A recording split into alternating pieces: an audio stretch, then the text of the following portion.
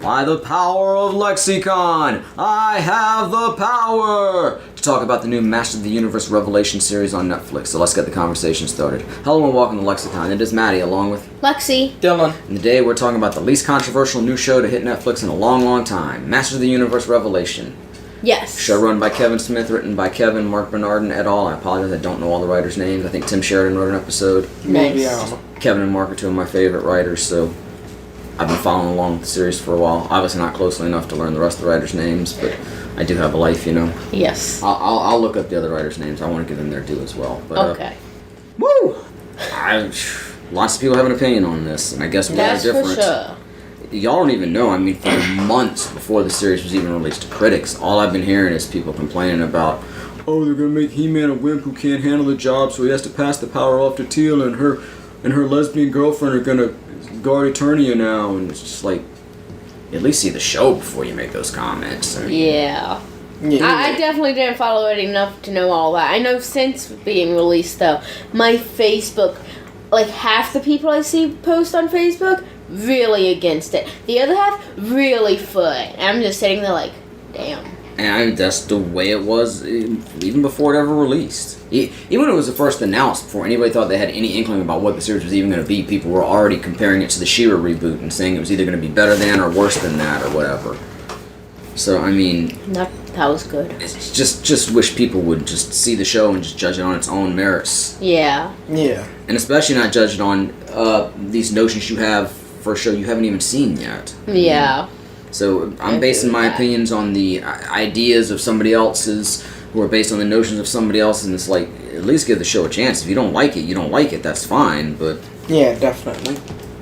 anyway, we're going to try to do a spoiler-free section first. Mm-hmm. Although, I mean, if you're interested in this at all, how has it not been spoiled for you by reading about it online or just flat out seeing? I even read a couple of the reviews ahead of time, like the actual certified, you know, legitimate reviews, not just people complaining on Twitter, but actually published on a reputable website or Yeah. you know, periodical that had a review for it. Even they were kind of spoilery, to be honest with you, without enough warning, in my opinion. I somehow managed to not see any spoilers before watching. Well, I could have not, but I got I don't bored, go on so. Twitter. That happens. But we are gonna try to do a spoiler-free section. So if you really have no idea what's going on in the series, and we're just talking vaguely, we're not suggesting any of this stuff actually happened yet. So you're still good at this point. Stick with us for the next little while, and we'll let you know when spoilers begin, and we'll have notes in the description. You know that Yeah. thing?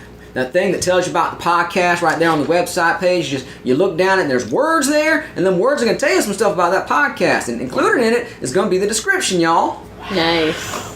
No, description.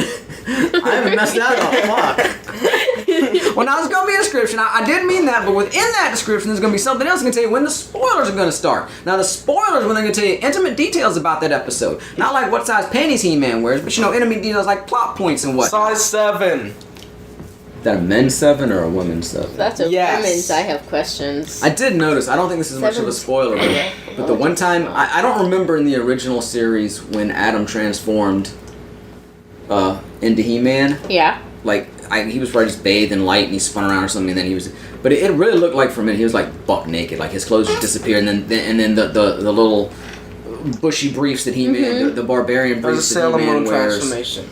just grew out of nothing. I found I only really looked at it one time and was like, that looks a little off to me, but okay. It's I mean, I know he changes, but.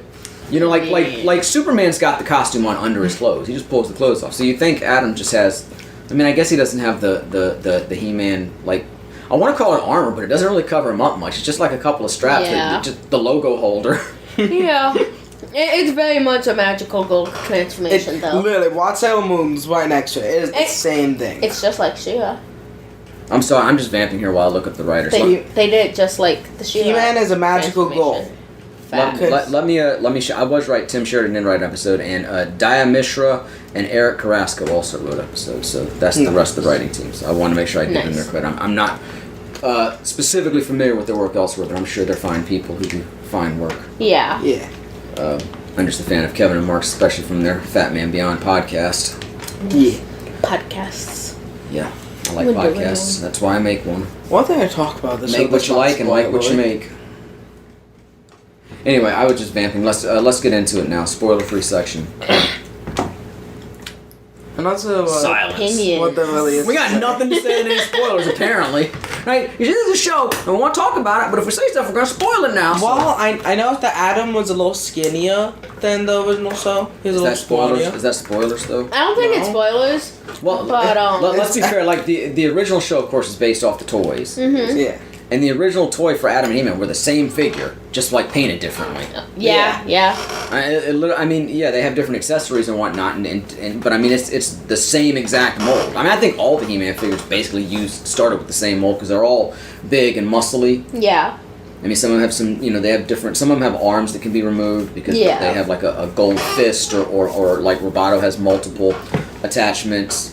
Yeah. And some have their hands and claws, or they have different features here or there. Like Trapjaw has, one mechanical arm, and For the most but I part, still think the very base similar. body is pretty much the same, and then built from there. And as far as Adam and He-Man and Faker, who's the fake He-Man, he's just He-Man painted blue. Nice. So those three figures are like basically For identical. some reason- And yeah, in the cartoon, I think they basically just drew Adam and He-Man exactly the same, just with different gear.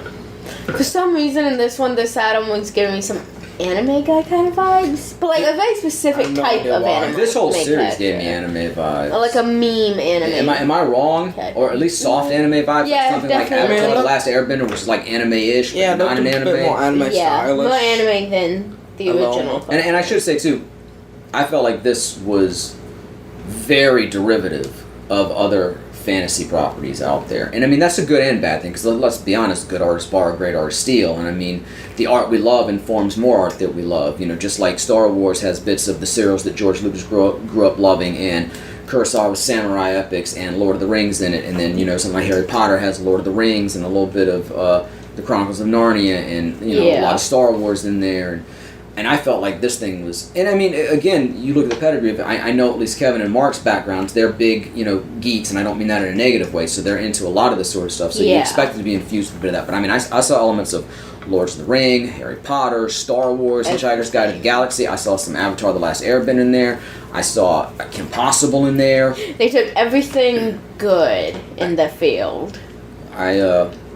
And I think that's a good and a bad thing, because you like to see that stuff, and you like to see it play off things we love, but it also did start to feel a little unoriginal at times. Yeah.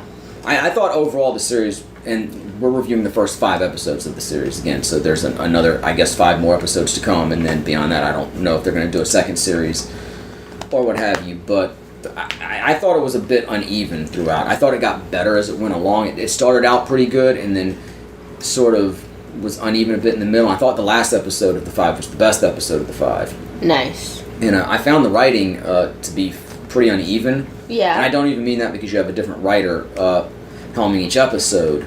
I mean, even within the episodes, I thought it was sort of up and down. Like, they had some really good moments and some not so good moments. Yeah.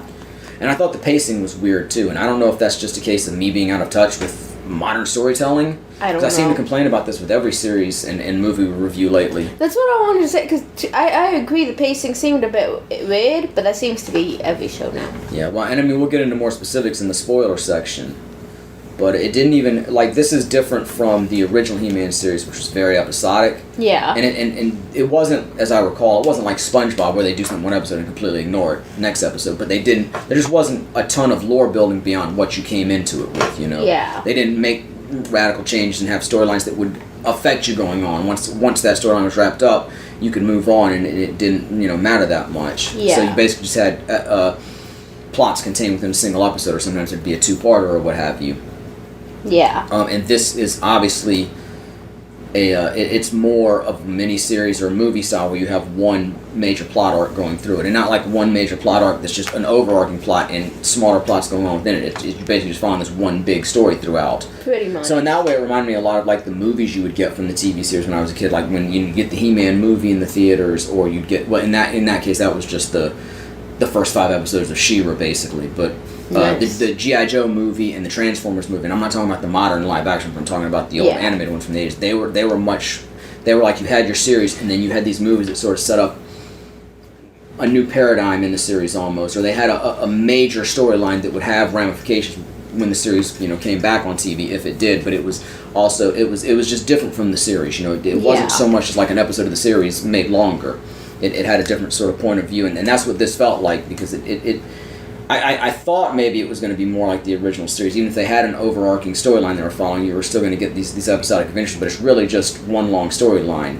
Yeah. Even more so than something like Avatar, where you had the main plot, but you'd have individual, you'd have some episodes that would deviate from it and just focus on the individual stories of the episodes, or like The Mandalorian does, where you have the major plot, then you have individual episodes. This was very much focused on the single plot, so in that case, it's much more like a movie. Yeah. Am I correct? Too, it was kind of like that, wasn't it? Like, you had the big story, but then a bunch of smaller ones in it. And you're referring to the She-Ra reboot from a couple years ago, of course, not the original one that I referenced, which you guys watched without me, which I'm still a little disappointed in. Would you like to watch it? I don't know. Now that you've already seen it, I feel weird going back into it. Yeah, we'll watch it. It's like, I knew about the Masters thing because it was Kevin and Mark. If it wasn't Kevin and Mark, I don't know if I would have really... I probably would have, but I don't know. I didn't even know about the She-Ra thing until you guys were like 5 episodes into it. I don't think I knew about it until it was on Netflix. I didn't know about you. And then I was seeing it. I'm like, oh. But anyway, I mean, there are definitely some issues with the modern Master series beyond just the unevenness of the presentation, in my opinion. But I didn't think it was bad. Me neither. I didn't think it was great either. I think I'm just kind of in the middle on it. And again, we've seen half of it. So far, I'm going to say it's not as good as the She-Ra, but you know. The She-Ra. Yes, the She-Ra. Now, let's just say, is that because it's not as gay as She-Ra? Potentially. I just want to get on. I'm not saying good, bad, or different. I just want to, just so people understand the perspective that you're bringing. I have a little more to say, but it might be spoilery, so. So hold on to it. Yeah. But, to be honest, I think She-Ra, I personally think She-Ra's better, but I think that because She-Ra had more time. That's one thing seen too. all of She-Ra too. Yeah, we've seen all of She-Ra. She-Ra has so far gone on longer, but that's because the it's done, new. right? The She-Ra series, it had a finite run, so it started and ended. And I don't know if that's going to be the case with this. I know this particular storyline goes so many more episodes and then they're done. But I don't know if they're going into a season 2 or if there's going to be a continuation beyond this. But also, then you've gotten to see Sheila in its totality, so it's not a completely fair comparison because we're only halfway through this, which is why we're not going to rate this. We'll give you an idea of what we thought about these episodes, but I don't want to give it a full out rating until we've gotten to see the whole thing. But I also want to point out, She-Ra was like a complete reboot situation. Yeah. Completely brand new art style and everything. Well, and even switching up characters and whatnot. Whereas He-Man, this has been a bit different. billed as just a straight up continuation of the original cartoon from the 80s, because there have been a couple of remakes and reboots since then. Yeah. But it really feels much more like a reboot. It is very reboot. And I know you could argue that, they didn't show a new origin story or anything. Like, we got to see a new origin of She-Ra, even though it's still basically the same origin with She-Ra. But I don't ever think there was an Adam origin in the He-Man series. You just came into it with him fully realized as He-Man, and you went from there. So this feels much more like a reboot, and we'll get into some of the details of why I think that. But so I call bullshit on the whole. Well, it's just a sequel series, and it's a reboot. I agree. I think it's kind of a mix of the two. And I mean, art style wise, of course, it was always going to look different. They don't make cartoons the same way they did in the 80s. It was going to look But this just feels more updated, whereas She-Ra feels like they completely changed it. I think She-Ra's just updated, and I mean, I didn't get to see the whole series yet, but from what I've seen, it's a reboot. It's an update. This feels the same way. But this series being going 5 episodes so far, character arcs happen like singular episodes, so they'd happen like multiple. That's what I'm talking about. That's what I'm talking about with the pacing too. I mean, we can't get into too much but again, it felt like things were happening either too fast or too slow, and it felt weird to me. And I can't even look at it like Falcon and Winter Soldier. I was able to look at it and say, "Oh, I get it. It's just a 6-hour-long movie. This is not a movie broken up into episodes." So the pacing didn't feel like it would with an episodic series. It felt like it would if you were watching a movie. So I guess maybe that applies a little bit here, but it just feels off a bit. So I don't know if I should look at it like a 10-episode long movie, so it's really like a 240-minute movie, or so maybe when I see the whole thing, I'll say, yeah, I get it. But it doesn't even necessarily feel like that to me yet. It doesn't feel like this for me. But I didn't even really catch on to that with Falcon and Winter Soldier until we were like in the penultimate episode. Exactly. Yeah. So it could be a while before the pacing feels a bit better. They did bring back, a large portion of the characters from the series and the toy line. Yeah. Because I can't really discern at this point who appeared in the series versus who I had the action figures of. I mean, I literally have not watched the original He-Man with any regularity for over 30 years. Oh my gosh. So I have memories of it as a child. It was one of my favorite cartoons, one of my favorite toy lines, but the two intermixed to me. But there's a large portion of the characters and toys and play sets and accessories that I remember. We saw a lot of that in the trailer. Yeah. It was so badass that made me so excited for the series. And they're there. They're not all necessarily used like you would think they would, and some of them are more background characters than anything else. But that's also going to happen when you have such a large cast of characters. I would expect some of them to be...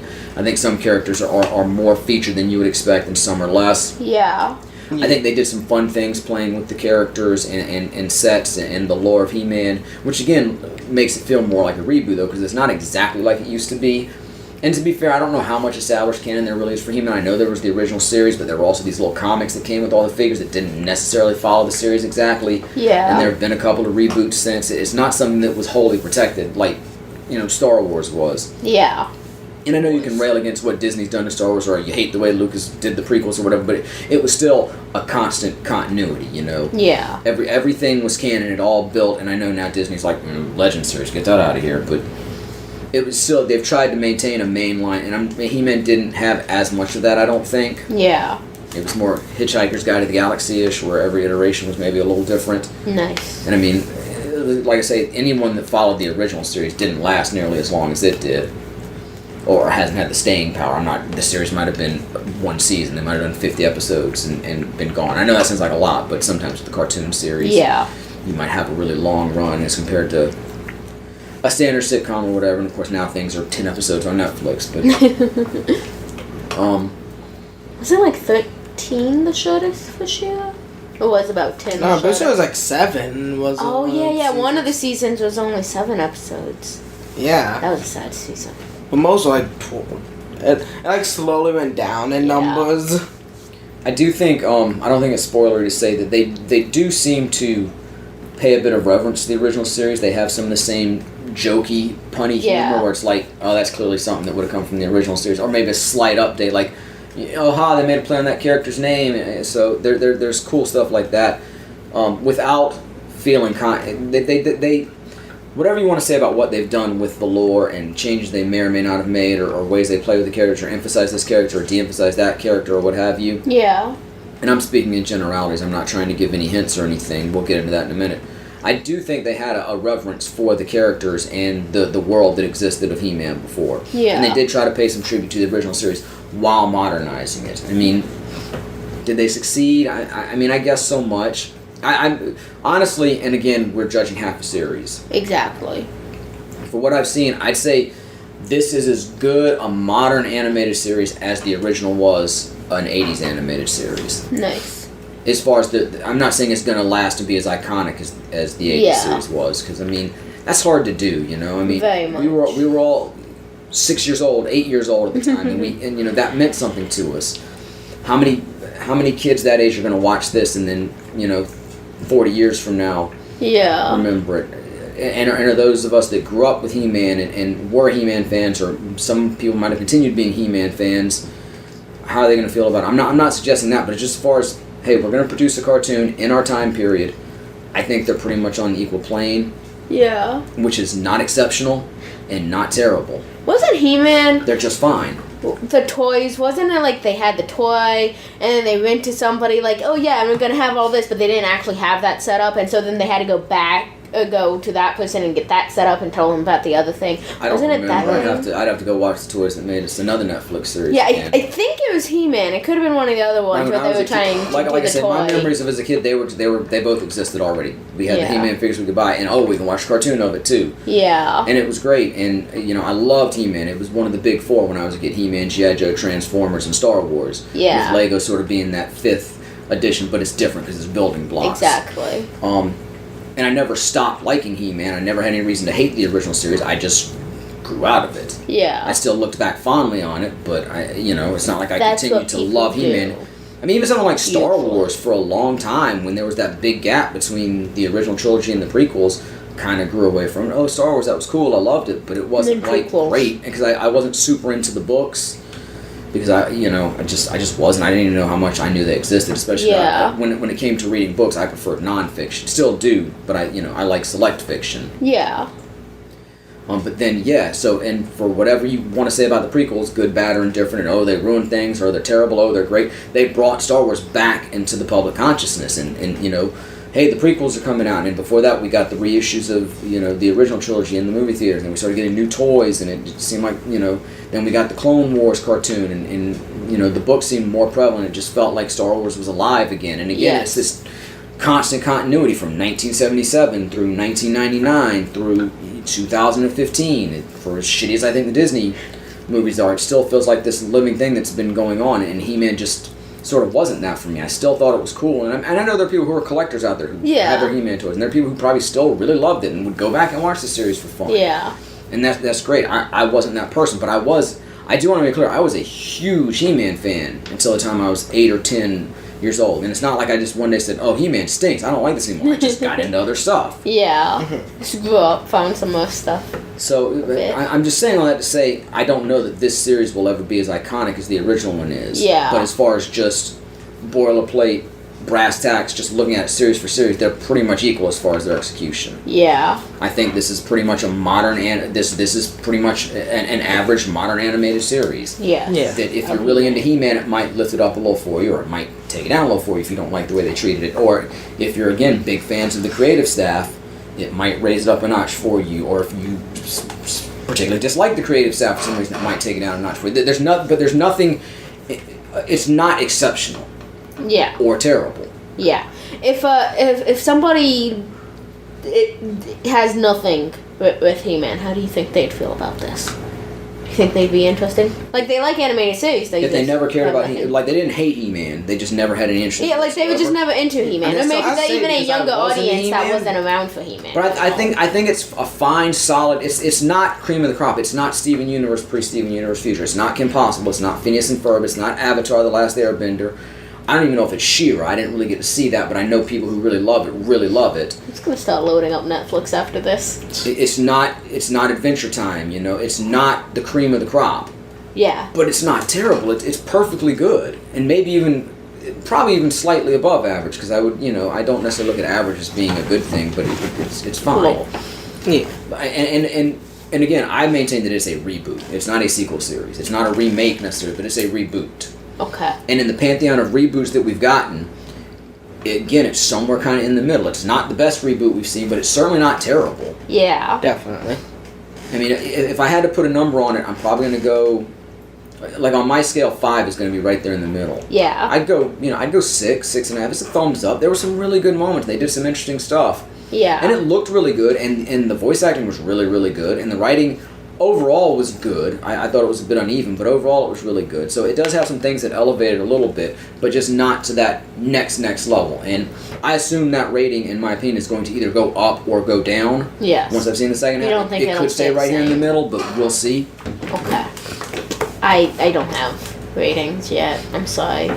Well, no, we said we weren't really going to rate it, and I'm going to come up with some jokey rating to try to explain my perspective on it by the time we get all finished. But if I have to put a number on, I'm going slightly above average, I guess, is where we're at. Yeah, it's it feels like that for sure. It's got its highs and its lows, so it just kind of falls somewhere right in the middle. Really quickly, should we speak to the animation and the art style? It didn't seem like a radical departure or anything really avant-garde or crazy. It just it looked pretty much like modern animation.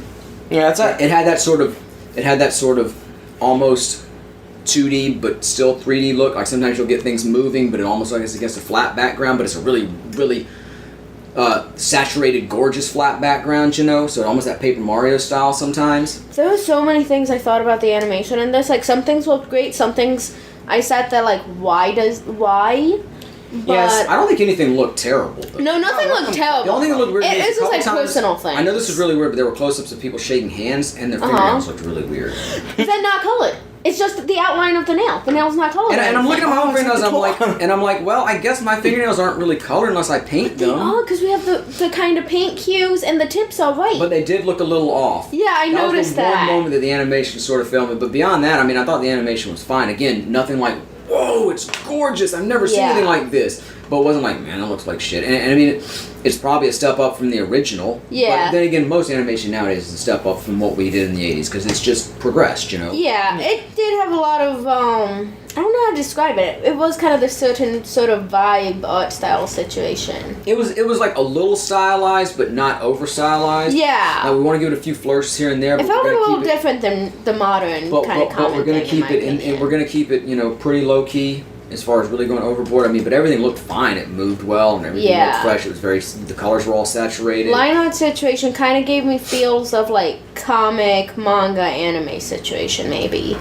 Maybe little nods there was definitely stuff. like I said, I feel like there were so many influences on this to the point that it almost felt overly derivative of other things and lost a bit of its pop and its originality. But again, I expect things we love to be informed by the things we love, so I'm not completely shitting on them for that. And again, I have a couple more things I want to say about the animation, but they're very specific, so I might have to wait until... Well, we'll get into that. I do want to say, I thought the voice cast was really good. And I mean, I expect them to be, seeing the names that are in there, like Mark Hamill and Sarah Michelle Gellar and Dietrich Bader's in it. Of course, Jason Mewes got like 2 lines. But I thought Lena Headey as Evil-Lyn was the star of the show. Nice. I thought she was fantastic. I thought everybody was good. And do you know that Roboto was Justin Long? I did not. Randy St. Randy from Zack and Miri Make a Porno, or Wallace, who got turned into the Walrus in Tusk. Oh gosh. The guy, you know what I first saw him in was the Apple commercials where they had like him as like the cool hip 20-year-old who represented the Mac, and then they had like an older gentleman in a suit and glasses, kind of nerdy, to represent the PC. That's where I first saw Justin Long, and then he was the male lead in the Disney Herbie reboot. Nice. And he was in he was in the Die Hard movie that Kevin was in too. Kevin had a small role. Kevin was in a Die Hard movie? The 4th one, I think. He played like a computer hacker. I've never seen the And Die Hard Justin Long was movies. sort of like the geeky sidekick for Bruce Willis in that movie. So I guess that's where the Kevin Justin Long thing. And then he just killed it as Randy St. Randy in Zack and Miri Make a Porno. I apologize, but are you in gay porn? Guilty as charged. I love him. He's the best part of Zack and Miri Make a Porno, which is really a good movie. It's not Kevin's best movie by any stretch of the imagination, but it's a damn funny movie. Nice. But Justin Long's great, and I had no idea he was Roboto. There was a lot of... I knew it wasn't Alan Tudyk, because I hadn't heard anything about him being in the cast, but there was a lot of K2SO in that performance to me. Did y'all get that too? The black droid from Rogue One? Kind of, yeah. I heard a lot of that, and not only the way the voice sounded, but the way he delivered his lines and the sort of... It's like K2SO was intentionally acerbic, and Roboto was unintentionally acerbic, but they both sort of had that quality about them. A little bit of Norm from Phineas and Ferb, too, speaking of, all those other influences. Yeah. Yeah. But, I thought, by and large, I thought the voice cast all did a really good job. I thought a couple people were maybe miscast, and we'll get into that in the specifics. Okay. But I thought overall, again, the writing is a bit uneven, but very good. The voice cast and the voice acting is great. The animation is perfectly solid. And again, I think you have a slightly above average modern animated series here. Yes. If you're a diehard He-Man fan, I can't tell you how you're going to feel about it, because I'm not anymore. I was 30 years ago. At this point, I think He-Man's cool still, and I like the idea of updating it or making a complete remake or a modern version of the series. I'm excited to watch it, but I'm not going to live or die based on what happens. I mean, I'm much more passionate about Star Wars than I am He-Man as far as intellectual properties, or Harry Potter, or Lord of the Rings. Yeah. Or even something like Steven Universe that I just got into 5 years ago and then I watched get completely destroyed by its last season. I feel much more passionate about something like that than I can drum up for He-Man at this point. Lol. So I think if you're a He-Man fan, it's worth checking out, absolutely. Yes. You may not like it for whatever reason. Yes. You may like it. That's just going to be an individual thing. But I definitely think it's worth checking out. It's not like, avoid this at all costs if you're a He-Man fan. Lol. So and again, if you're just a modern animation fan, or you like these sort of fantasy epics, yes, it's definitely worth checking out. So I would definitely give it the recommendation to check it out. And again, you're only seeing half the series, so be prepared to sit and wait for the next half. Yes. But I would definitely say it's a thumbs up and worth checking out. Yes. Alright, so should we get into the spoiler section? Yes. So here it is. Here's your spoiler warning. If all the talk on Twitter and all the reviews haven't spoiled it enough for you, check out now. Go back and listen to last week's Harry Potter episode. Go check out. If you want to hear somebody really shitting on a beloved fantasy property, go check out our reviews for Star Wars The Last Jedi. There's 2.5 hours of me just reaming that thing. Lol. But seriously, spoilers for He-Man Master of the Universe. We're going to get into the details now. If you've heard enough, peace out. We'll check you next time. If you're sticking around, welcome. Sup? Man, the lesbians just took over He-Man. Just joking. Did they not already? No, not really. I mean, you had two girls, one good guy, one bad guy, and the other girl was the one good guy's mother. So what were you going to have going on there? True, they saved them for Sheila. No, look, I'm not going to say that He-Man was a shining beacon of equality, and it featured all these female characters completely equal with the males, but I mean, it tried for the 80s. Teela was like the second lead to me for the good guys. I always liked Teela, and you know, Evil-Lyn was the I don't know if she was the second villain, because I always felt like Beastman was his main henchman, but she was there, and the Sorceress was there, and I mean, I'm not saying it was great or that they couldn't have done better, but I didn't think they did poorly. I saw Teela kicking ass and thought she was badass and really liked her. I mean, this isn't really the spoiler section that I intended. I figured we'd get into this part later. Well, we're getting into it now.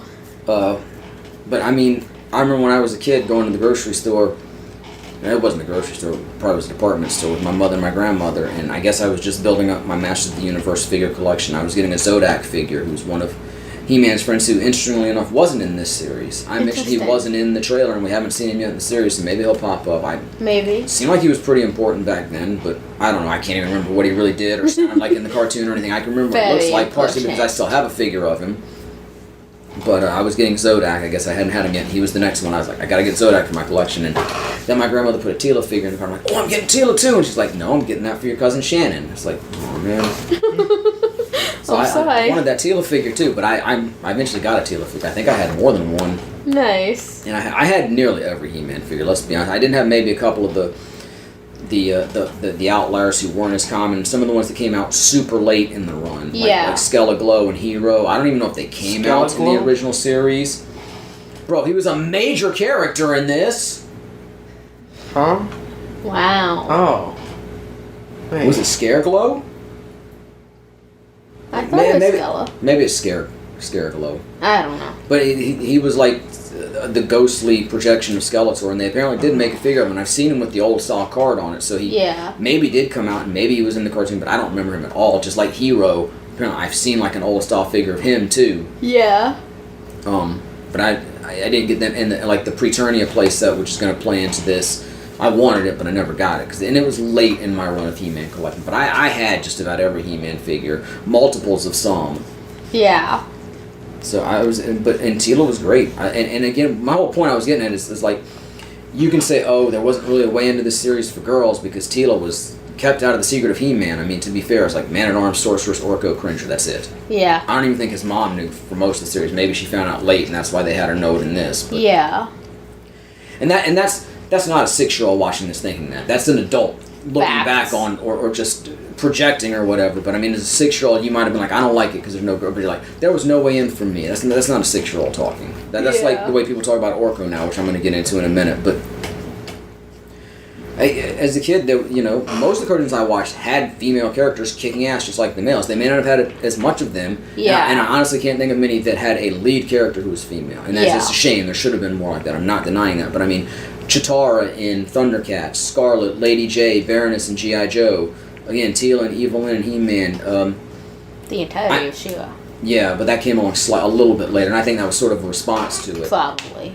But even like Silverhawks, I can't remember the name of any character in Silverhawks, even though it was literally like my favorite cartoon for a while. But it just didn't stick with me for whatever reason. The names. I know there was. I'm pretty sure there was a female. She wasn't necessarily the main. I never thought of there being one main Silverhawk. It was more of an ensemble.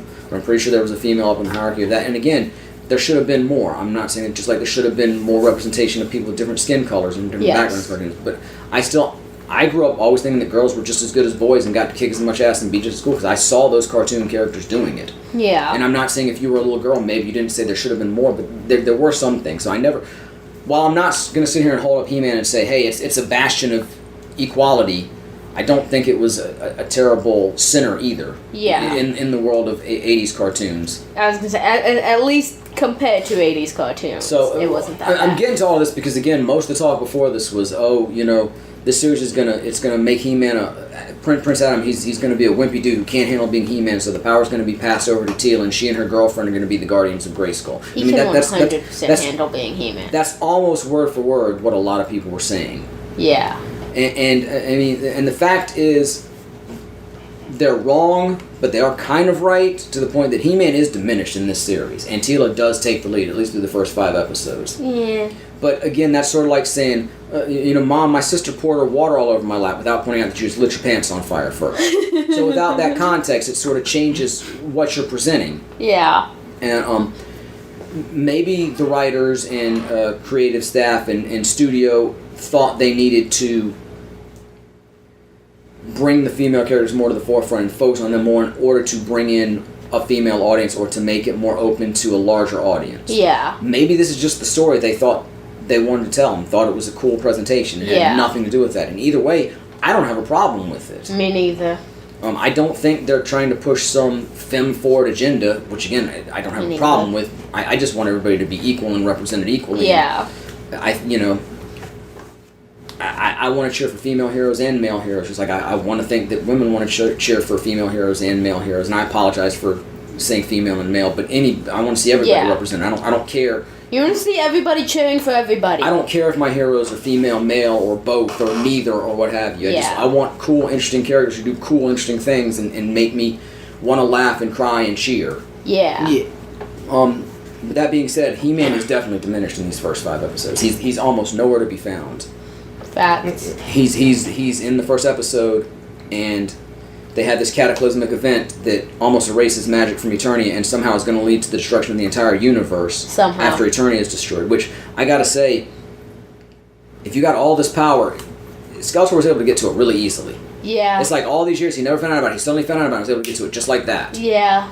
And that's one of the pacing issues that felt a little off to me. Yeah. But He-Man sacrificed himself. He and Adam are gone. He-Man and Adam, for anybody who doesn't know, are the same person. What, they are? It's not exactly a Superman Clark Kent thing, because he does have to call the power to himself to change forms, but it's still the same person.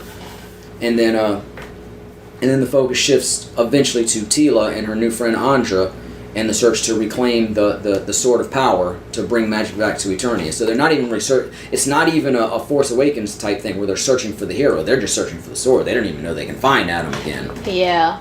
So it definitely is female forward in as much as the lead characters in this series are Teela and Andra. He's an important character, to be sure. Definitely. But he's not the lead character. Yeah. And they it's almost like they try to protect themselves, because the original series was called He-Man and the Master of the Universe. He was the title character. Now it's just Master of the Universe Revelation. I don't know if that was intentional or not, but if you want to say, well, he's the title character. No, not anymore. But he's still, might be intentional. He might be trying to focus he is a little still on a the central other figure, but characters. he's almost more like the Sorceress was in the original thing, where he's that mythic person who's sort of in the background, but hanging over everything. Yeah. But then, of course, it seems like he's going to come back in the 5th episode, and then Skeletor runs him through with his staff, and it looks like maybe Adam's going to be dead. I mean, for all we know, episode 6 is going to open up with Adam being nursed back to health. Could be. Of course. But that was painful. It could still work, because at that point, Skeletor's got the Sword of Power, so the good guys are horribly weakened anyway. Yeah. Adam doesn't have to be dead for them to be weakened. They lost the power. He has to find the Sword of Power within himself. Like She-Ra did. Oh my gosh. I do. There's a part of me, too, I wonder. It almost looks like they're maybe building up to Teela getting the Sword of Power. That's kind of the vibes I'm getting. And becoming female He-Man, which is like, that's kind of redundant because you already did She-Ra. Yeah. Again, going back to, I don't think you have to have a female He-Man in this for people to like it. You can have Teela as a major character who's in on the secret. And Teela's the daughter of the Sorceress. They haven't revealed that in this series, but I'm pretty sure that was revealed in the original series. Yeah. Even though I guess Teela never learned it in the original series. Even though I thought there was an episode where she did, which again leads me to feel like this is a reboot, because they're like still keeping it from her, but I digress. It's funny because like 5 times in the series, somebody is like, I have to tell you something. That's going to be a big reveal, and so she's going to find the magic in herself and have some sort of power beyond just being a kick-ass warrior. Yeah, I even saw a little bit then, like episode 3 or something? Did we? Something like that. Yeah, she got a little bit glowy on her. When find Skeledude. Yeah. They were in a mythical other realm, so that's But he still saw a little bit. But my point is, I don't think we needed to make a female He-Man because we already have that in She-Ra. I Exactly. think, but at the same time, I'm totally fine with Teela being a major player and being a co-lead in it, and her and He-Man fitting the realm together. That's totally fine. I am curious if we will see just any sort of reference about She-Ra in this series. Because the She-Ra series never mentions or references He-Man. And, well, the disparate art styles, too, make it harder to blend the two, even though they are technically in different realms, so maybe you get away with that. But Hero did reference the Horde. Yeah. And I mean, the Horde always did, they were in Eternia, and that's where they got Adora and took her to this other realm. You know, Hordak was Skeletor's mentor, so there is that tiny little... you got that tiny little thing to hold on to. Tiny little thing. It's more than nothing. True. Look, as a longtime He-Man and She-Ra fan, and make no mistake, I was a fan of both. My dad and I went to see the He-Man movie in theaters. They introduced She-Ra, and I was all about it. I had the She-Ra figures just like I had the He-Man figures. Yeah. Like I say, I think I have She-Ra and Catra left. Yeah. And I mean, I probably only have a third of my He-Man figures left, because unfortunately the He-Man figures were not well constructed. The way they had like their body base, and then their legs were two separate pieces that were held together by one like thick rubber band. Yeah. That ran through a hook in the bottom of their body. And that rubber band wears out, and once it's worn out, there's pretty much no way. I mean, maybe you could put a solution on it to melt it back together, but other than that, I don't know how you. In my research of toys, that was relatively common in older toys. And maybe not sturdy for long lasting like this many years. Yeah, because the G.I. Joe figures were like that too. They were the smaller 3.5 inch, but their legs were actually held on just like that. Yeah, there's some older dolls that were like that too. I don't know. I don't have as many of my old G.I. Joe figures. Yeah. I don't have them accessible. They might just be packed up in boxes. But they definitely, I don't know, the G.I. Joe rubber band was thinner, so maybe it held together better. Yeah. Over time, but they definitely would come apart. But I've been letting y'all's younger brother, Johnny, who's been featured here on the show a few times, play with the He-Man figures because he's really into them, and it's just a lot of them are just almost every single one has lost their legs. Like one by one, they're starting to come apart. Yeah. But and I mean, they didn't make as many She-Ra figures. They made He-Man figures. Even the Horde villains, there were probably only 7 of them. Yeah. Which is interesting because like the Horde figures, they're basically the same size as the He-Man figures, but the She-Ra, all the girls are like a little smaller. They're smaller than Barbie. If you think like a Barbie doll, they're like a Barbie doll in their construction, but they're much smaller. And they're bigger than a G.I. Joe figure. The only ones I remember, they were small. Height-wise, they might be as tall as He-Man. But the He-Man figures were all so big and muscular. Even Teela, who was nowhere near as defined as the boys, the Teela figure is bigger than the She-Ra figures, as I remember. Nice to know. But yeah, I mean, He-Man, between the good guys and the bad guys, there were probably 100 at least. Yeah. Maybe that's too high, but there were an awful lot. And I mean, She-Ra, there was She-Ra, Catra, Bo. I don't even know who the other female heroes were because it's been too long since I've seen the series. Like 7 other princesses. There was their version of Orca, the little owl dude with the big ears. Yeah. And then on the other villains besides Catra, who I think kind of went back and forth. Real quick, I would like to say, and I looked it up. In the original series, she did find out that the sorceress was her mom, but the sorceress erased it from her memory. Okay, see, I knew there was an episode where she found out. Yeah. I'm not surprised they did that. But regardless, I don't know why you're sitting there searching for something. Anyway, the Hordak, there was the Leech dude, there was Grizzlor, who I named my first dog after. Nice. Who else was Horde? There was the car motorcycle dude who had like the wheel in his belly and had the pull string where he'd slide across the floor. There were the Horde soldiers who were like the robotic guys. I mean, that's about all I can think of that was Horde. Dude, can you remember that one character's name in She-Ra? Which one? The non-binary one. Double Trouble? Yeah, that's the best Horde member in my opinion. That's the name? I think so. Pretty so.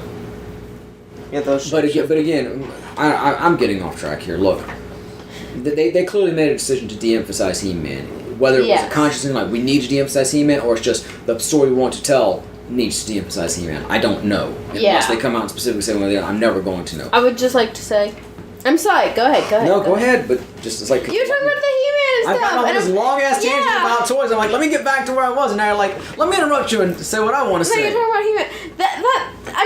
I'm not mad or upset or anything that they're doing what they're doing in the show.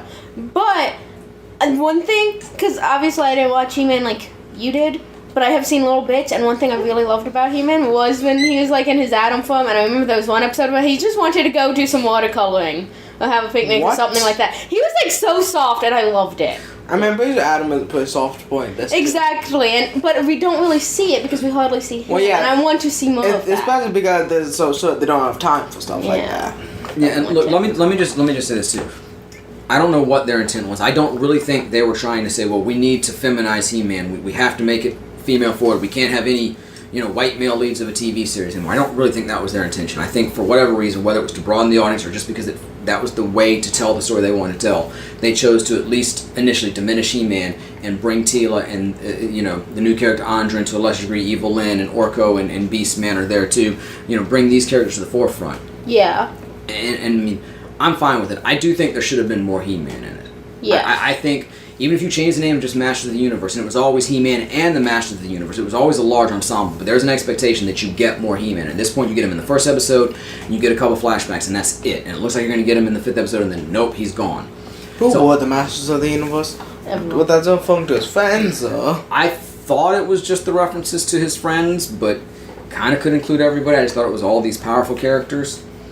But regardless, let me get this point out, because I'm sorry, for months leading up to this series, and ever since the critics' reviews came out and the series release, that's all the discourse has been about the series is, they've got this fem agenda they're pushing, and they're going to do this, and that's all the talk is, they feminized it too much, or, they finally feminized it, and it's just, I'm just tired of talking about that. I just want to talk about whether the series is good or not. Yeah. And if it's important to you that there's, more female characters in the lead, that's great. And if you don't like it simply because, I don't like female characters in the lead, then fuck you, you're an asshole. If you don't like the fact they minimize He-Man, I sympathize with you, because again, he is the lead character, and he should play a more prominent role.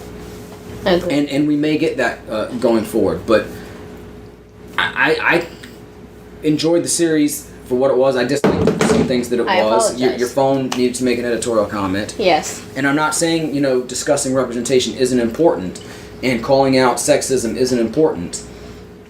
I just feel like it's overshadowing whether or not this series is any good or not. So, and if we're going to do a critical review of it, I'm ready to focus on that part of it. Okay. Yes. Because again, I don't think it necessarily needed that much changing. Yeah. And if you feel like it does need some, I'm also fine with that. Yeah. So let's just talk about... And I mean, again, if you guys had more to say, I'd be glad to listen to you. I just love animation. I've run out of stuff to say, and I've read too many people saying this and that, and I don't, I'm on the side of equality and inclusion. Yes. And I'm also on the side of, I want to see He-Man in a Masters of the Universe series. You want a nice balance. So, Which is very reasonable. and so I think we could have gotten a little more He-Man in this. I don't think the series lived up to the promise. I hope we get more He-Man. I don't think the series lived up to the promise of the trailer we got, which made me so excited and was set to the classic 80s. Yeah. Holding out for a hero. I figured there was going to be some major overarching plot, because that's sort of what you get in series now. But I figured there were going to be more episodes of He-Man battling against Skeletor, and the fact that we didn't get that really, and we're not even talking about that, Skeletor was gone the whole series too until the very last episode. Yeah. It pretty much didn't get that. That trailer really shows like all the classic 80s stuff, gets you all hyped. And then you see it in the first one, and it's all gone. Yeah, and you figured some of the characters were going to be only there for a little bit, because there's too many characters to try to get in, especially for a 10-episode series. To acknowledge that technically Castle Grayskull isn't even there. Yeah, they turned it's really a structure, but what you see is an illusion to guard the magic. I didn't really like it, which again, I don't think that was ever mentioned that way in the original series. I don't know. It's a revelation. So again, it makes me feel like it's more of a reboot. Yeah. But I don't think it's a bad reboot either. I think, I know I didn't see the Thundercats reboot that so many people hate. That's the Cartoon Network one, isn't it? The Teen Titans Go style. Yeah, guys, I'm sorry. I've never seen Thundercats. I've never seen that, but I don't like it. I was gonna check it out, and I just got too busy. But I've heard it's terrible. And I know a lot of people just based on art style. I know a lot of people vibes. don't like the Teen Titans Go. I don't think compared to the original Teen Titans, which I've seen a little bit of Teen Titans Go, and I think it's entertaining. But I didn't watch the original. Yeah, I think people don't like it for the same reason people don't like Teen Titans Go. They're expecting probably more of what they loved, but it's something else for kids. Yeah.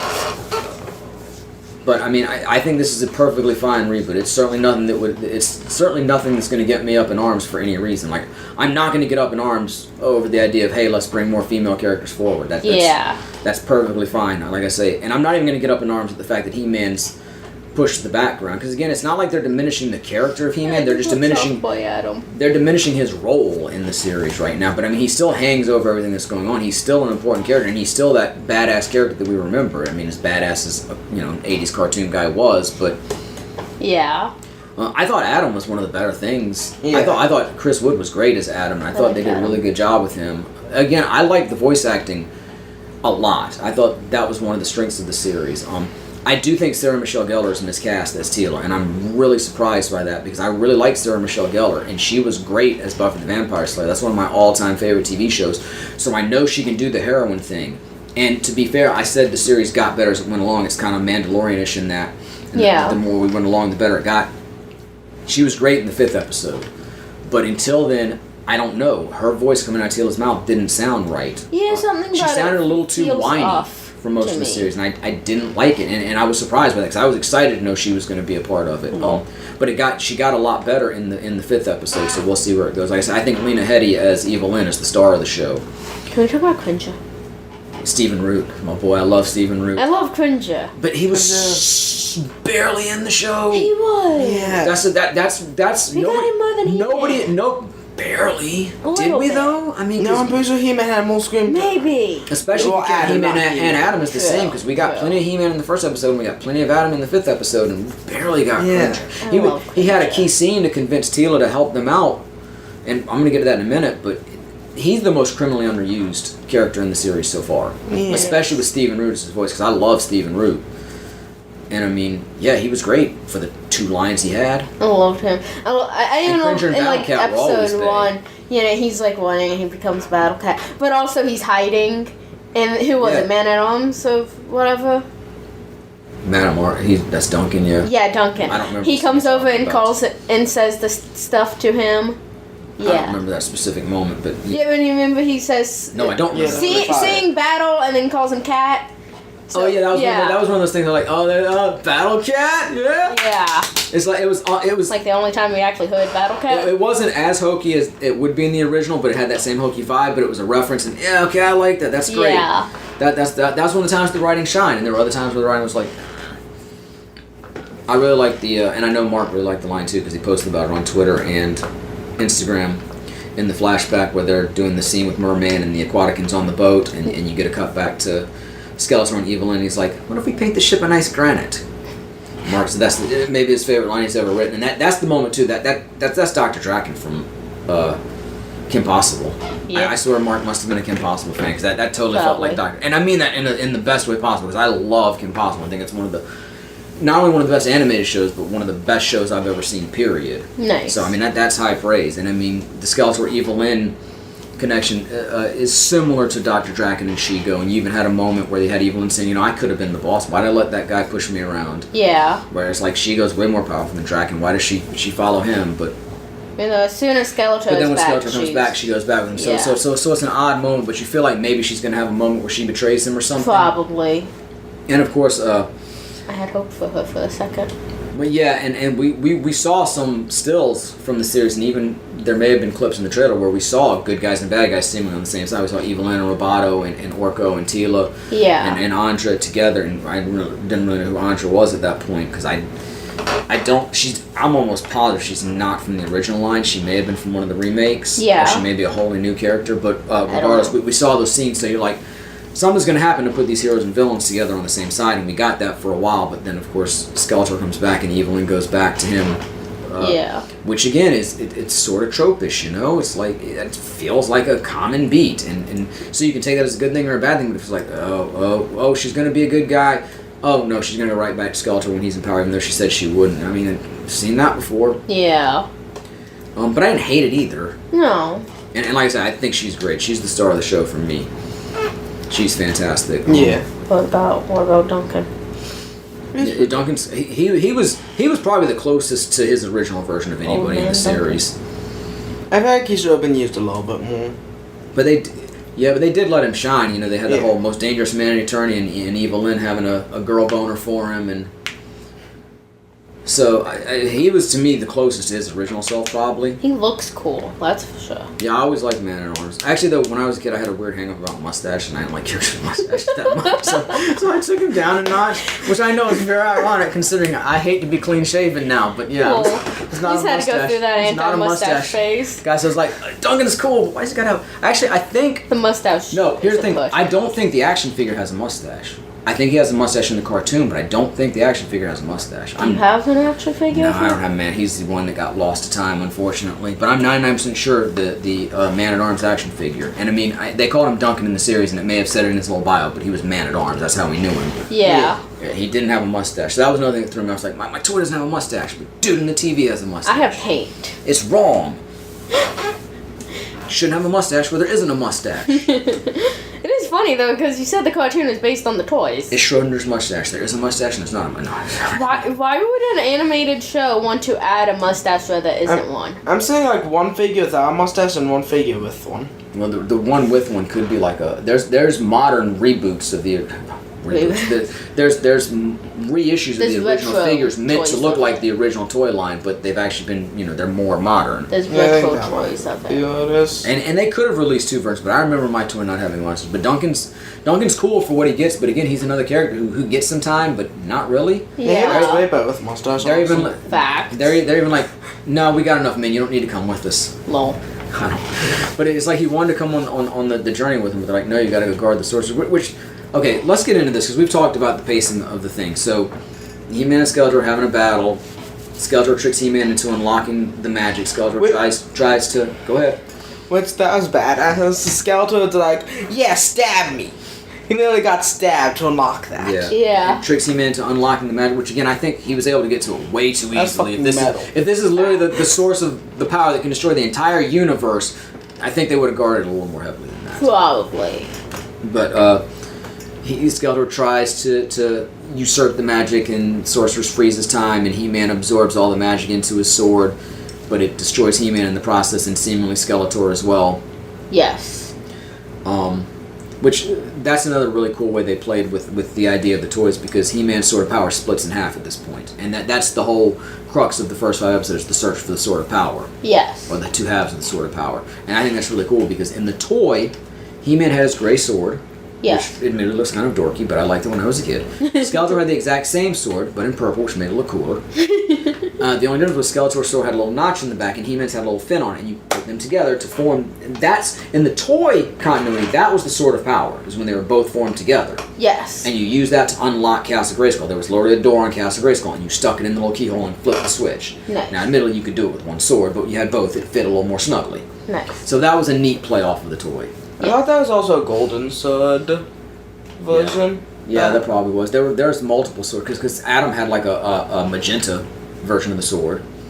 That sounds dumb. So they used the same sword template to make a bunch of fucking Of swords. course, Adam would have a more pink version of the Oh, man. sword. Let's dial it back because we're not completely going in order. I'm convinced that At- Adam's at the- favorite color is pink. At the beginning of the series, or the beginning of the first episode, Adam goes to become He-Man and he pulls a sword out of his back. Yes. It's like Yes. nobody Wonder noticed him Woman having moment. this sword in his back. It looks way too big to just be tucked under his shirt. Wonder Woman moment. And I mean, how she had the sword in her It's tucked dress. under his shirt and his pants. So he's like walking super stiffly. Lol. I'm just trying to be formal. I'm trying to be a proper prince. It's funny. He hugs Teela from behind at one point. She turns into a little tussle, and he's like, "It's called a hug." I was thinking, like, did he not want to hug her face on? Because if she patted his back, she'd feel the sword. Probably. But regardless, the sword splits, and this is in that moment when He-Man, the sword is split, and he's absorbing all the power. He flashes back into his Adam form, and Teela sees, oh my God, He-Man was Adam, because Teela never knew that He-Man was Adam. Like I say, I know Man-at-Arms knew, Cringer knew, I'm pretty sure Orko knew, the Sorceress knew. I think that's it. Yeah. You know, it's one of those, he's got to have a secret identity, and we got to protect it because they come get him. Whatever. Yeah. Or you could, you can always go the Tony Stark MCU route, just announcing in a press conference to the world, I am Iron Man. Fuck it, come back to me if you want to. And the sword looked awesome when they were split in two. The two Kinda- separate ones looked cooler than the one big one. No doubt.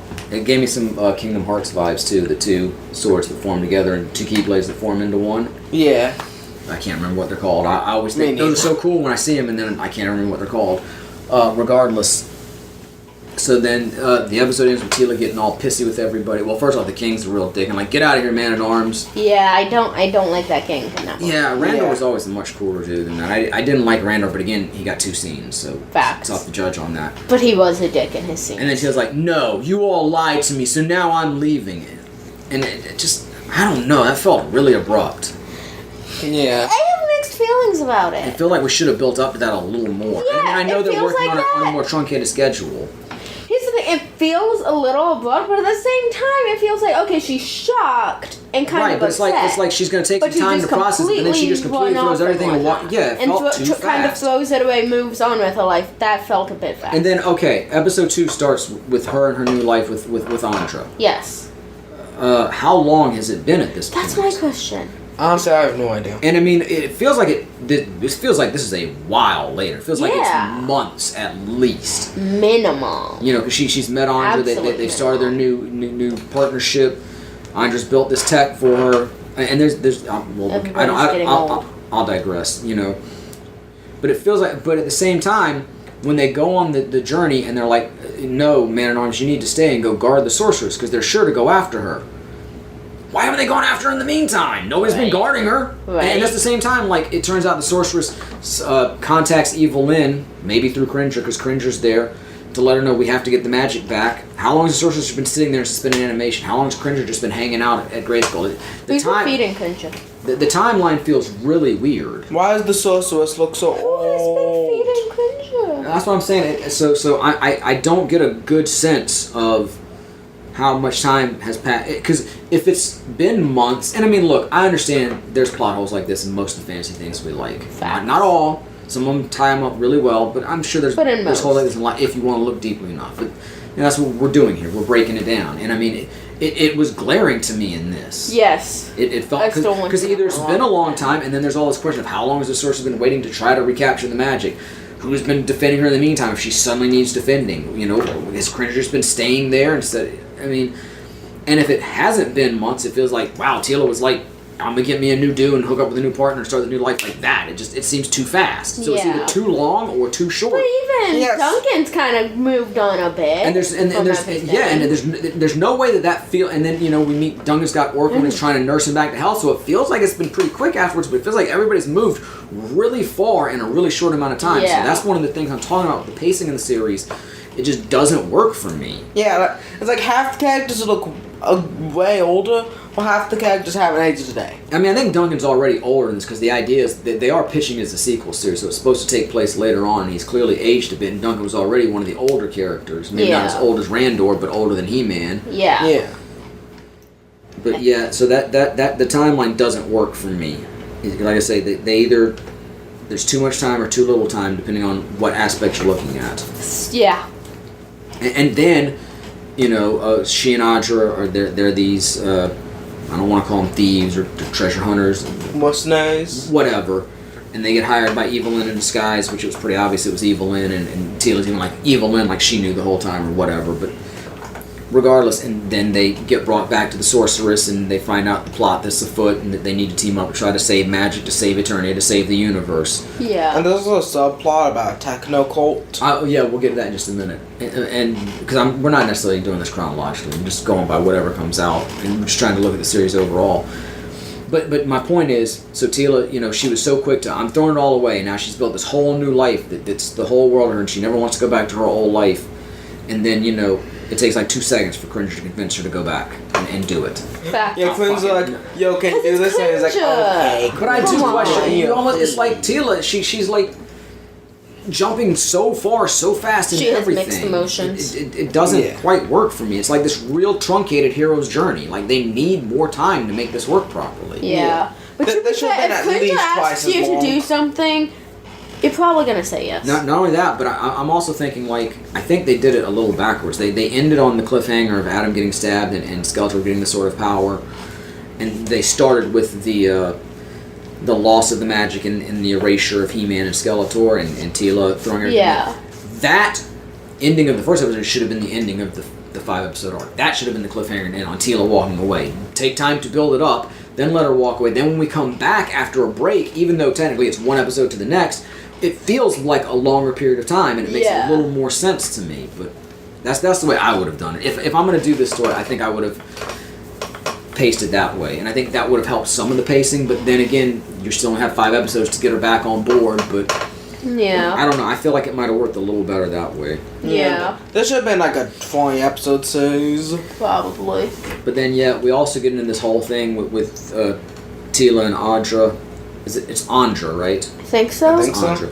And one of the missions Evil-Lyn sends them on, they're going to go collect the chalice, which is actually the ram's head of Skeletor's staff in disguise that Triclops has co-opted to be the chalice of his techno cult, as you called it. Yeah. There's this weird sort of subplot almost of magic versus technology. Yes. It almost seems like an allegory for religion versus science, but that doesn't work for me because you figure with magic being needed to save the universe and He-Man being on the side of magic, the magic's probably going to win out, and I don't think they're going to write it where religion's going to win out over technology. And you also have, Teela's on the side of technology, but you also have these bad guys on the side of it, so it doesn't quite work as that allegory. I hope it's going to turn out to be more like Final Fantasy VII and Red X's hometown, Red 13, I'm sorry, where Red 13's grandfather advocates, you need nature and technology in balance. It's about harmony. So I think we're looking at something more like that, magic and technology and harmony.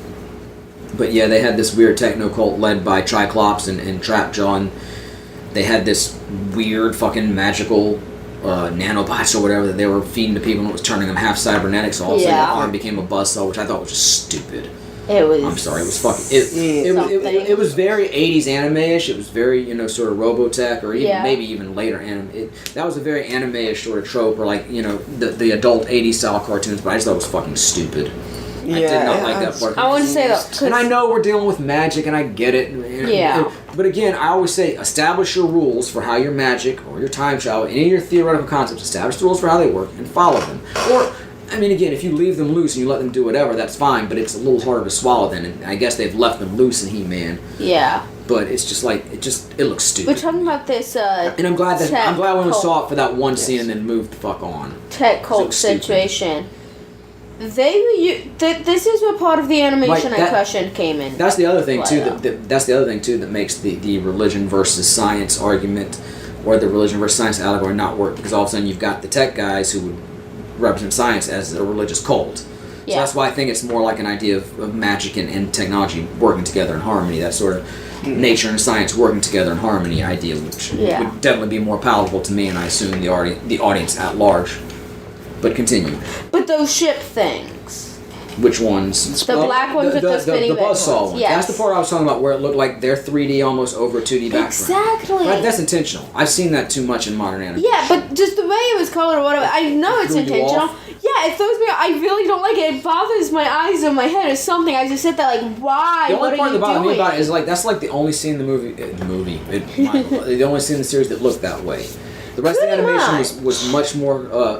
Yeah, it was kind of very exclusive to that. Yeah, and I think that's another thing that just makes me like. If that had popped up more often in the series, it would have felt more. Yeah, if it was more of like the style for the series. It's like, gotta get a little stylization here, but back off. We don't need too much. Yeah, but there's another moment later that toy, on. By the way, I know. I think you still have it somewhere. I might.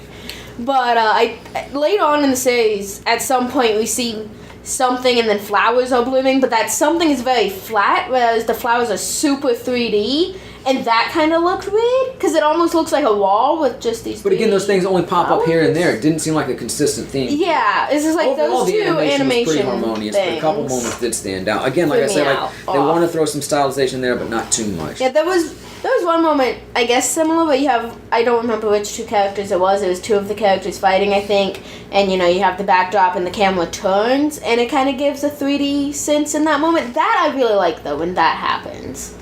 I like that in all shows that do it. Yeah.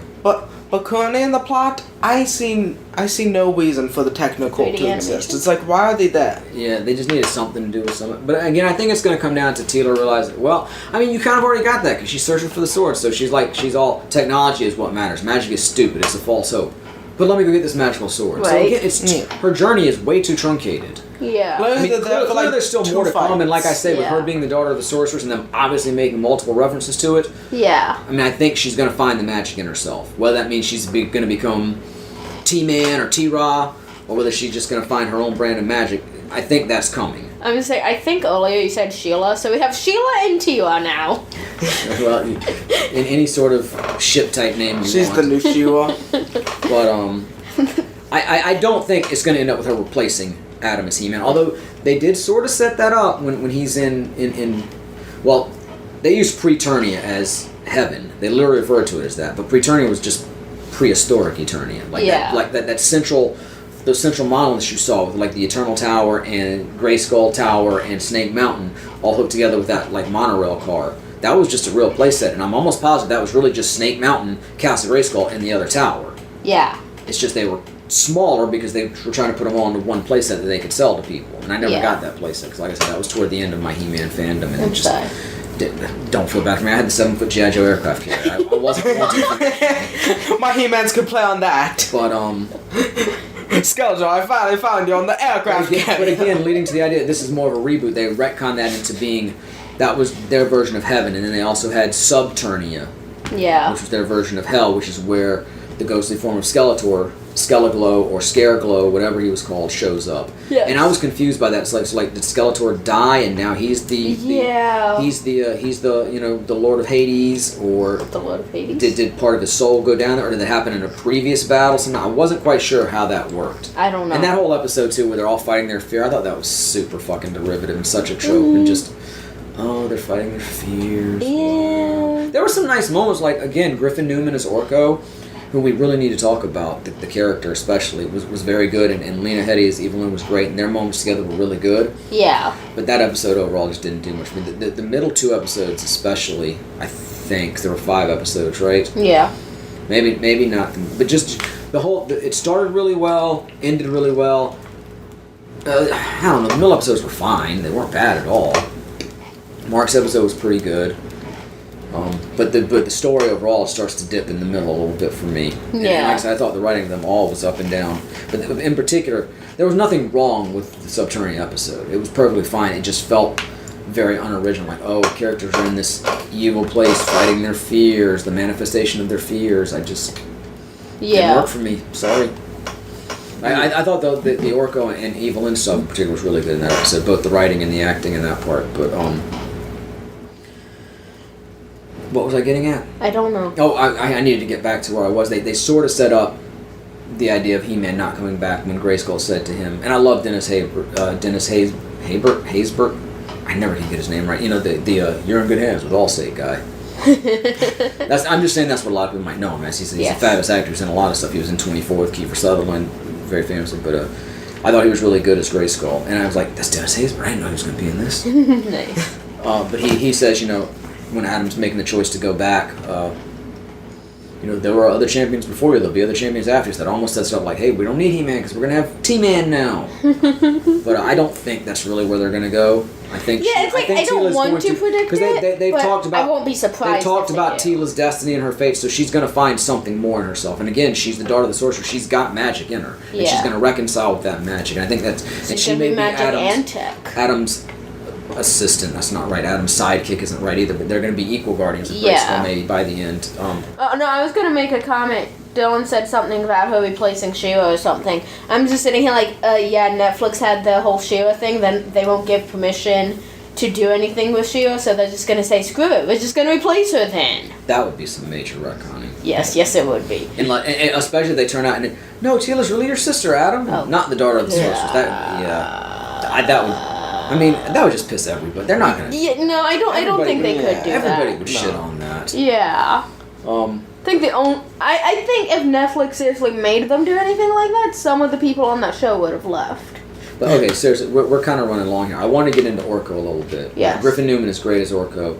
Orko's really good in this. I love Orko. They made it look like Orko dies in this, and a lot of people were pissed off. People were tweeting at Mark calling him Orko Killer, even though it's not even his episode that he seemingly dies in. Lol. But anything was funny. So it was like literally every review has Orko dying. I don't know about that. I read 2 reviews. Neither one said Orko died. So that person literally doesn't know what the word literally or every means apparently. But I digress. I don't think Orko's dead. Yeah, me neither. I don't think Adam's dead, and I think I think either he's just wounded and is going to come back, or they're going to use magic to bring him back. But I don't even think Orko's dead. I mean, he blocked I'm sorry that I don't know if it's Scareglow or Skeleglow. I'm pretty sure it's Scareglow. Okay. Or maybe it's Skeleglow sounds bad. Regardless, Facts. he blocked his magic, and there was an explosion as they're leaving the portal in between Subternia and Preternia, and then Yes. a piece of Orko's bandana comes out, kind of charred. Yes. And they do make like a little monolith to him in Preternia, which is the. Apparently, it's not the afterlife for everybody. Apparently, you have to be special to go to this afterlife. And man, it seems to me it only be for heroes. It's the segregated afterlife. It's the afterlife for heroes. I think But, is pretty much how they describe it in the show. Yeah, and that's another thing. Orko giving his life to save his friends, that's not heroic. So wouldn't he be there if he was dead? But I digress. Exactly. He's from another planet, and and they named his they call him like Trollmans or Trollmans or something. Yeah, I don't know if that's Trollmans. I don't know if they created that for the series or if it was canon. I never remembered it. I don't know. I didn't watch Maybe it was in the bio of the Orko figure, but the Orko figure sucked. He was way too tall. He was almost as tall as the He-Man figures. He was like thick and chunky. Like his cloak flowed out, but it wasn't like he wasn't wearing a cloak. It was all just molded plastic. His arms were molded super long. He plastic. looked way too big compared to them. I had the figure. Don't get me wrong, but I hated that figure. But long before that, I had an Orko eraser that looked just like Orko figure should. That was my Orko figure, and he was the right size to match along with the other characters. But the truth, Orko was like my favorite character in the show. I loved Orko. Orko I thought was he awesome. was great. Nice. He's the Black Mage from Final Fantasy. And Orko's really good in this. He's very true to the original. He gets some cool moments. He maybe is he's almost. And I know Orko was sort of comic relief in the original. Yes. But it was a different time, too. The whole show was full of dumb puns and whatnot, so to be comic relief in that didn't feel as jarring as it does in it. So he's almost too pathetic in this at some points, but then they also give him hero moments. But I've seen a lot of talk that people are like, Orko sucked, he was the worst thing about the original series. And I think that's bullshit. And what I mean is, I think that's...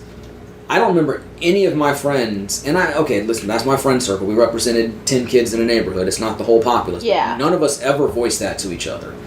Yeah. Orko was my personal favorite, and nobody else ever said a bad word about him.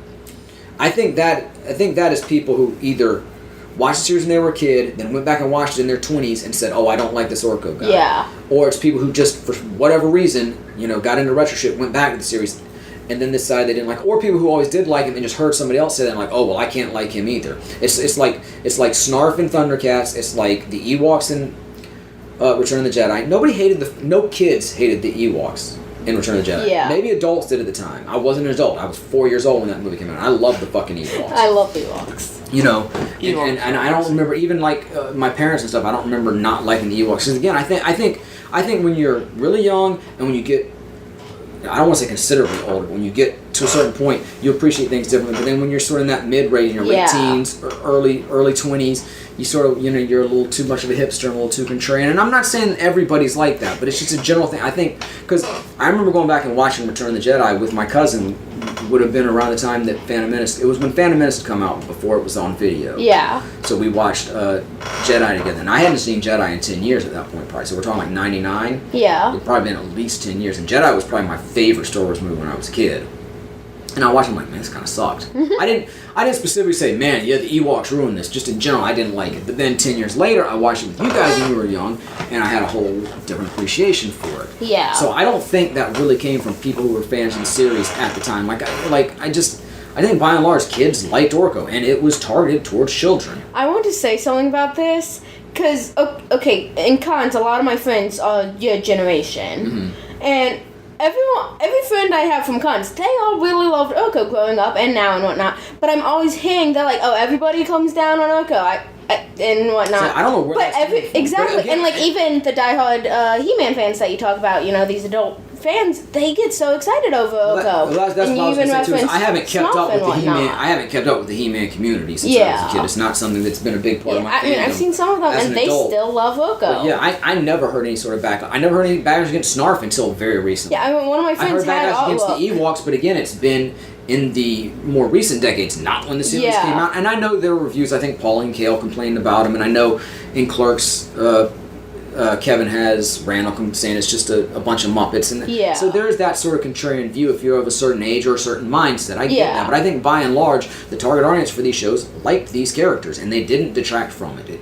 It's like, I know some people don't like Gizmo Duck and DuckTales, and I know part of that is because he wasn't in the comics. He's a cartoon-only thing. Yeah. And I get that, but I never read the comics. I was a cartoon fan, and I loved Gizmo Duck. He was my favorite part of DuckTales. Yeah. But So I just think it's I think it's overstated that these characters were so terrible. Orko was not fucking Jar Jar.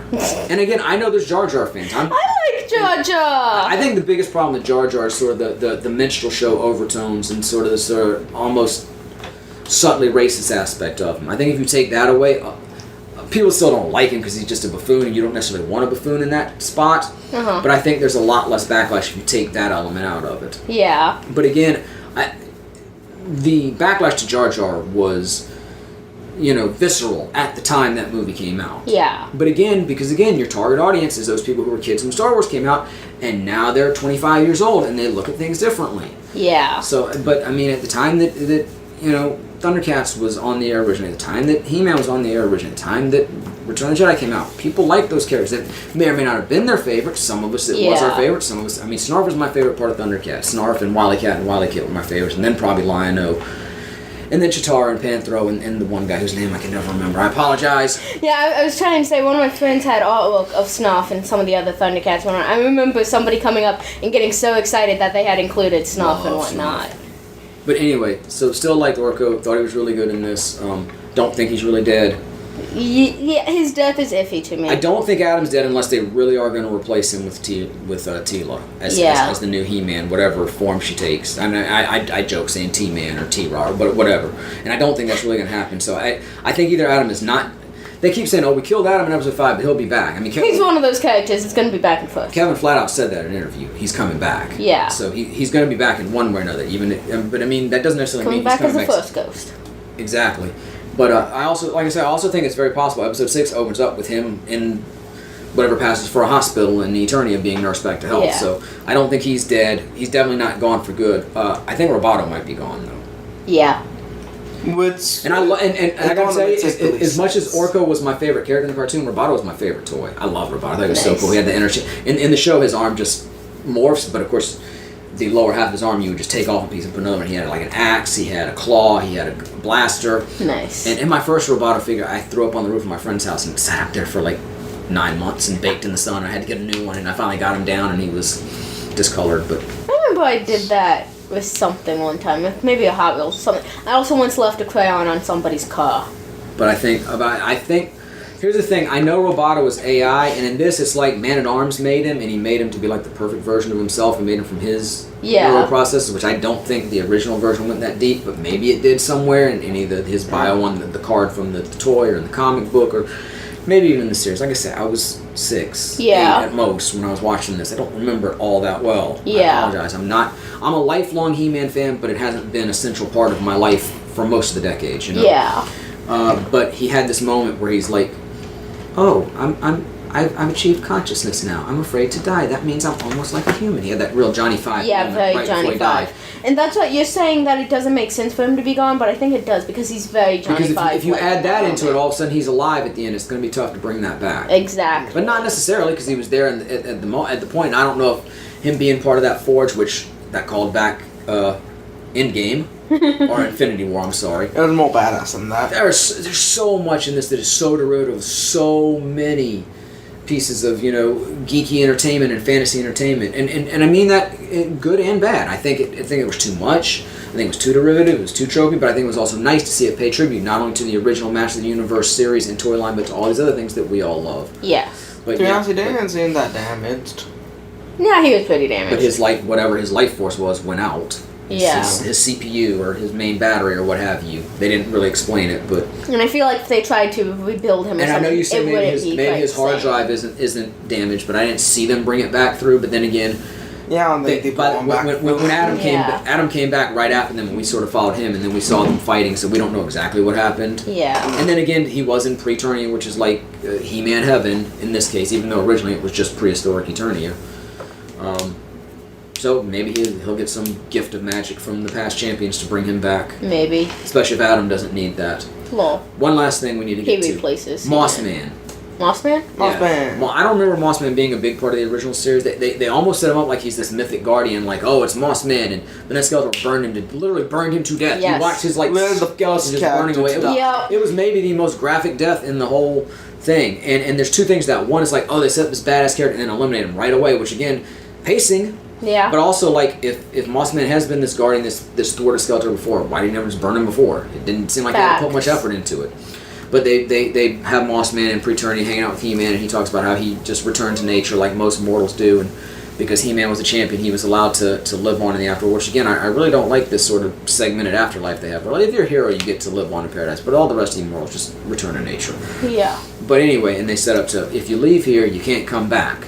Yeah. So it's supposed to give more weight to Adam potentially dying, which, I don't think he does. But yeah, I thought that Mossman death and was a little strange. It was a real Forest Guardian and Princess Mononoke moment. Yeah. So was Adam getting stabbed too. So they double dipped on that one. They double dipped on that influence. Still him getting stabbed, like he's mid transformation, and then boom, and it's like no. That was a well done moment. But I will say I don't. For the storyline, I think they would have been better off to reverse it and have what happened in episode 1 happen as the cliffhanger in episode 5. It just would have set up Teela's journey better, I think, if they would have still had time. But again, that's me saying that not knowing what's coming the next 5 episodes. So clearly they have something else in mind. But I don't like them ending on this cliffhanger because either they really are killing Adam and they're really replacing him with Teela. Yes. And everybody's going to hate that. Yes. And everybody who is... And then it definitely won't get a season 2. So people are going to believe that that's the case. And then at least if you did that in one episode and you could go right into the next episode to see what happens, then maybe people would give it a chance. But now those people who believe that's the case are not going to give it a chance in the second half.